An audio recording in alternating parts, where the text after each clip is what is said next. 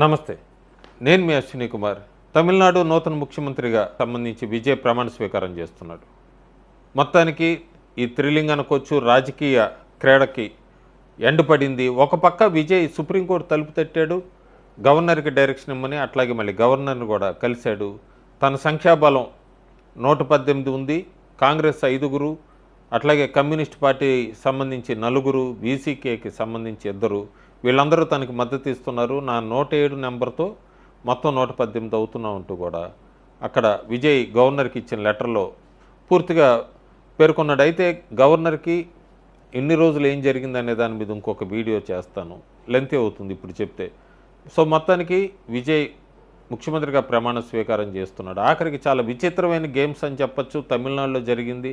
చాలా speculations, DMK, అన్నా DMK ఇవన్నీ అని. కాంగ్రెస్ అయితే ఎక్కడో ఎదురు చూసినట్టుగా ఎప్పుడైతే టీవీకే విజయ్కి మెజారిటీకి తక్కువ పడినాయో ముందుగా వచ్చి మద్దతు తెలిపిన పార్టీ కాంగ్రెస్ పార్టీ కేవలం 5 స్థానాలు సాధించింది.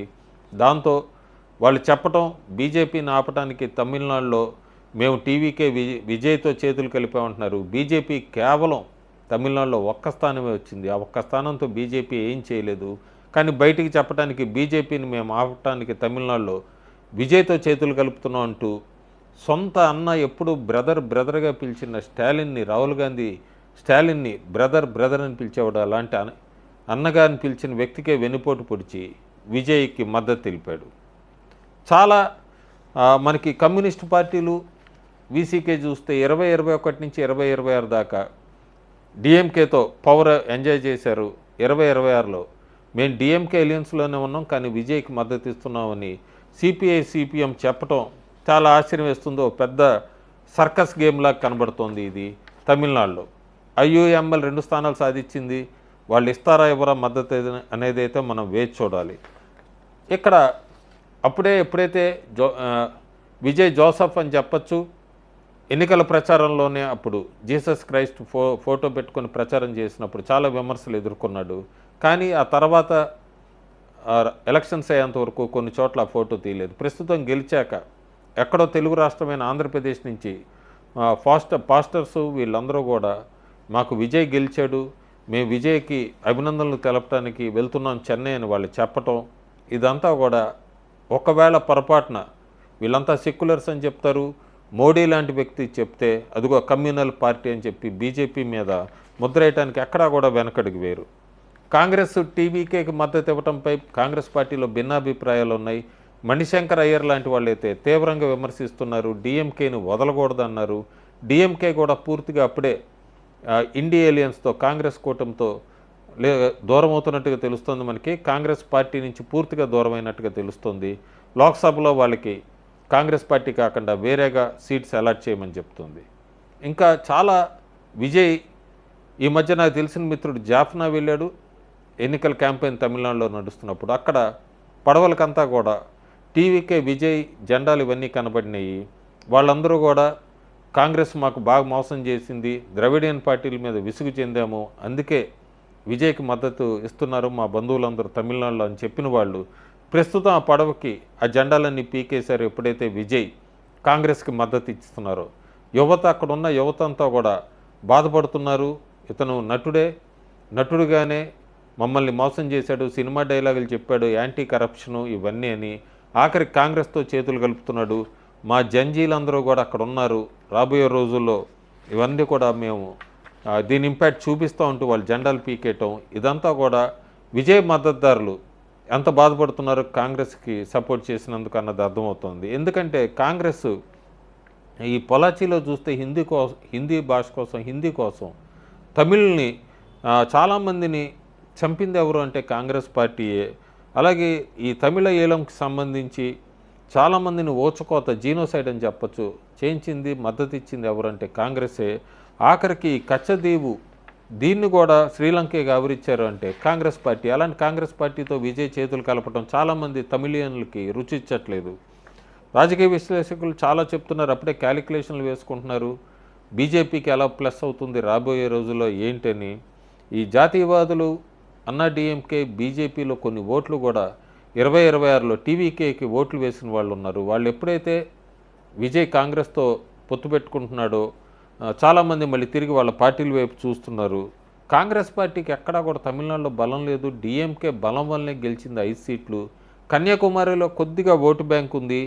ఆ vote bank DMK vote bank add అయ్యి కాంగ్రెస్ గెలవటమే తప్ప సొంతంగా ఎక్కడ ఓటు బ్యాంక్ కూడా లేదు తమిళనాడులో. సో ఇప్పుడు మళ్ళీ బై ఎలక్షన్స్ అక్కడ ఏమైనా జరిగితే టీవీకే ఖచ్చితంగా ఆ సీట్లన్నీ ఓడిపోతుంది. డీఎంకే వర్గాలు కూడా అధ్యక్ష పాలన కోసం ప్రయత్నించవచ్చు. ఇవన్నీ కూడా ఆలోచిస్తున్నారు. అందుకే తేజస్వి యాదవ్, అఖిలేష్ లాంటి వాళ్ళందరూ కూడా రాహుల్తో నష్టపోయినట్టుగా వాళ్ళు ఉదాహరణలు చూపించి చెప్పినా కూడా కాంగ్రెస్కి దూరంగా ఉండమని విజయ్కి చెప్పినా కూడా విజయ్ కాంగ్రెస్తో జత కట్టడం టీవీకేకి దీర్ఘకాలంలో నష్టం అని చెప్పచ్చు. కానీ దీని వెనక ఏమన్నా ఉందా? విజయ్ ఇవి తెలిసినా కూడా కాంగ్రెస్తో పొత్తు పెట్టుకుంటున్నా అంటే వెనక నుంచి ఎవరైనా ఏమన్నా నడిపారా? ఇక్కడ స్పెక్యులేషన్ అయితే బాగా నడుస్తుంది.